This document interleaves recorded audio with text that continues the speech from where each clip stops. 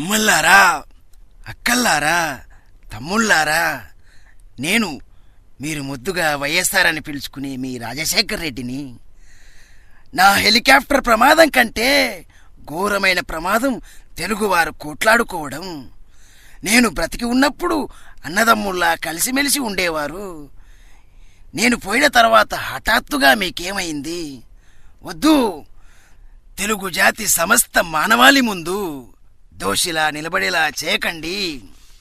తెలుగు జాతి ఐకమత్యాన్ని ప్రపంచానికి చాటి చెప్పండి. కలిసిమెలిసి ప్రగతి బాటలో పయనించండి. మన రాష్ట్రాన్ని ప్రపంచంలో తెలుగువారంతా గర్వించే విధంగా తీర్చిదిద్దండి.